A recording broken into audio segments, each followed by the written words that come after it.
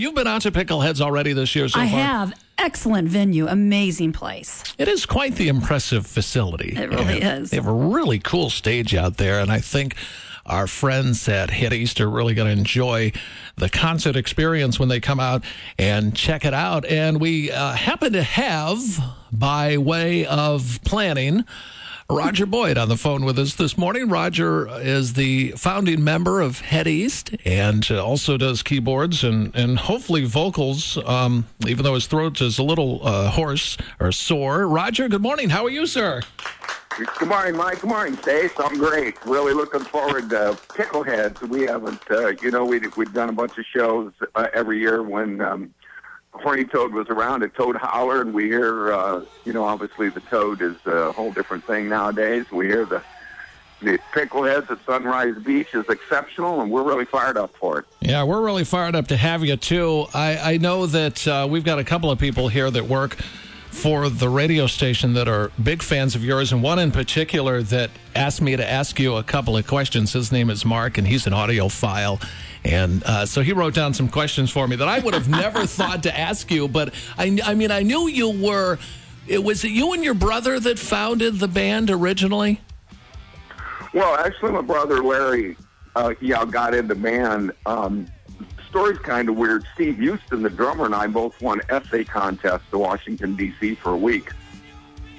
And we were playing in little local sock hop bands, which everybody did back in the 60s. And by the time we got back from Washington, D.C., we decided to leave the bands we were with and start a band that a couple years later turned into Head East. And so I brought my brother with me, and he brought one of his buds with him, and I think that was about 66. And then in August of 69, we officially became Head East. We got John Schlitt and Mike Somerville that summer and practiced all summer long and changed the name, and we were on our way. All right, now here's the first question by Mark wanted me to ask you. He had heard that you got the name of the band courtesy of one of your stagehands, or no? That is correct. That is correct. Oh. Okay, Mark gets a raise. That's one right. We go for two out of three. I'm going to go for another one. Mark thought the original name of your band, and you might have said this and I might have missed it because I was taking a cue on my headphones from somebody else, the Timetations. No, not quite right. Oh, Mark, we got that wrong. What was it? Timations, no P in there. Okay, well, that could be very well my fault this morning, Joe. Because you can't read? Because I can't read. Roger, I can't read. I'm so sorry. We'll call Alex Trebek and see if it's close enough. We're gonna give Mark that one. The story. Of course, I don't need anybody to tell me that you had one of the biggest albums of the '70s. And in fact, I'm particularly interested in a live album that you cranked out in the '70s. It was the late '70s. Right. Late '78, early '79, I think. Yeah, or double live, yeah. Yeah, and this was an album, in my opinion, was one of the albums that you had growing up, and I had growing. I had 3 live albums that I bought in the '70s that were played constantly. It was yours, it was Frampton Comes Alive, and it was Bob Seger's Live Bullet. Ooh. That's pretty good company. That's pretty good company. That's what I thought too. And yeah, that album really was doing really well. You know, people always ask about the music industry and everything else, and they think if you just go in and really, really make a good product, well, you're really well on your way. But a lot of people considered that in that league one of the best live albums that came out of that time period.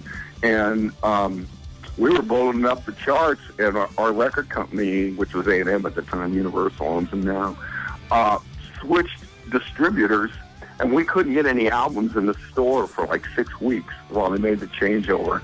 And we were in the 50s, I think 52 with a Bullet or something with that live album. And of course, as you know from the days, not getting reports back from the stores on sales, then that just stopped that album. And that was really a shame because that's an exceptionally good album. Whatever happened to the chick on the cover of the live album?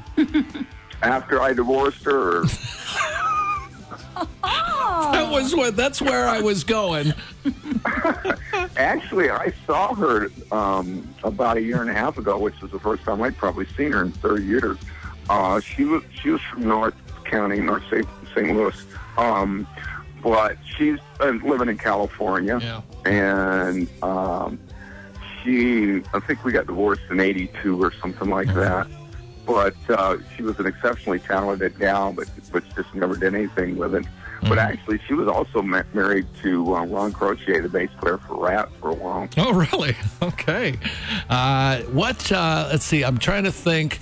You personally, and I'm looking at some of the other band members here, Glenn and Eddie and Greg. You guys originally are not from St. Louis, even though you have a lot of strong St. Louis roots. Well, it depends on how you look at it. The band actually originally was from the St. Louis area. We just lived on the Illinois side of the river. Okay. We were about 50 or 60 miles away. So we came from small towns in southern Illinois. My brother and I were from Carlisle, and Steve was from Irvington, Central area, John, et cetera, et cetera, et cetera. And then John Schlitt was and Mike were from Central Illinois. Yeah. We got together when we were at college. But we were from the St. Louis area. The interesting thing is we played more north and east, more towards Chicago and Indianapolis and things like that earlier in our career, as opposed to a lot in the St. Louis market. So it was kind of weird. Well, because Contemporary Productions, we took the album we made the album ourselves. We made Flat as a Pancake ourselves. And we took it to Contemporary, who were the big promoters at the time. And so they signed us to management. So we all moved to St. Louis. And we broke out of St. Louis and broke out of Kansas City, KC and KY 102 out of Kansas City. Yeah, right. So people call us from St. Louis, but yeah, you're correct. We were not, we were not per se a St. Louis band. Now I incorrectly introduced you. I guess I should have introduced you as Dr. Roger Boyd, because I read somewhere that you are a doctor. That is correct. That is correct. Actually, it was kind of weird because I left school, left the University of Illinois in 1970 because I wanted to be a college professor back then, to play rock and roll, because I liked rock and roll a lot better than engineering. And needless to say, and so I just thought I'd maybe be gone 6 or 8 years. Well, obviously, the success we had, which is really a blessing, because it's not many bands, it's small percentage ever get to do what we've been able to do. Yeah. I didn't go back to school until 1995, so I just told everybody long sabbatical. And so I went back and finished my master's, straight through for my master's and my doctorate at St. Louis University, and I taught for about 13 years. So, yes, I'm probably about the only rock and roll professor I think there is. I love that. There are several. But I was really blessed. I got to live two of my dreams, so that's been really wonderful and very special. And I've had a chance to work with a lot of special people over the years. You guys doing gigs all the way through the fall, or longer? Actually, not too. Well, this year we're doing some more stuff in the fall than we normally do. Yeah. Like, we're going to be in Chesterfield at their new amphitheater, I think, in September. But that's one of the reasons why I went back to college. The music industry really changed. Everybody used to do 150 or 200 shows a year. Almost everything now is in the summer. Yeah. And I love doing the outdoor shows like we're doing at Pickleheads. It's a lot of fun, and our music, we're a really up-tempo, good time, let's dance, drink some beers, have a great time kind of band. So the outdoor festivals really fit our format. So I was able to go back to college because, Labor Day I shut down and became a professor, and then Memorial Day came around, and I turned into rock and roll for the summer. I would assume... So it worked out really well for me, but we do a few shows in the winter, but not as much anymore. Nobody plays much in the winter anymore. I would assume that with the younger generation, as they continue to discover some of this great music from the 50s, 60s, 70s, 80s, all of your music is, I know it's on Google Play because I was listening to some, but iTunes and all that stuff. I would assume that because of the digital music industry, that's given bands like yours Head East got to be a shot in the arm over the years. New fans. Yeah, it's kind of been a double-edged sword, mixed blessing kind of thing. Flat as a Pancake, and like you said, our double live album were such special albums that the digital era has extended that, and has really made a big difference for us. And we're getting more and more younger fans all the time. I talk about the younger kids turning on to classic rock, like going from Big Macs to steak and lobster. your taste improve, and you really want better music other than that yo man yo rap kind of crap there today. But you want some melody and some lyrics and some harmonies and this and that and the other. But really the downside to the digital era is it's really hurt the recording side of the business, because everybody just pirates everything and copies it. And so bands used to tour to try and help your record sales, and now bands tour because the money, you made more of your money in selling records, and today it's exactly the opposite. Yep. Almost nobody's making money off their records. Right. And ticket prices are so high, which is too bad. Ticket prices are so high that more bands make money off of touring. Yeah. It's quite impressive to see bands like yours and bands like, you look at like Styx in Chicago and some of these 80s, Def Leppard, who tours incessantly. Yeah. These bands, and people continue to come see these groups, and this legendary band, and we're talking with Roger Boyd of Head East, probably one of the more popular Midwestern bands of all time. You're going to get to hear some of their best. Never Been Any Reason, Since You've Been Gone, Love Me Tonight, just to name three. And Pickleheads is going to be a great venue for you tomorrow night. And there's still some tickets available, so you can go to pickleheadsroadhouse.com. Here's their phone number, 573-374-5277.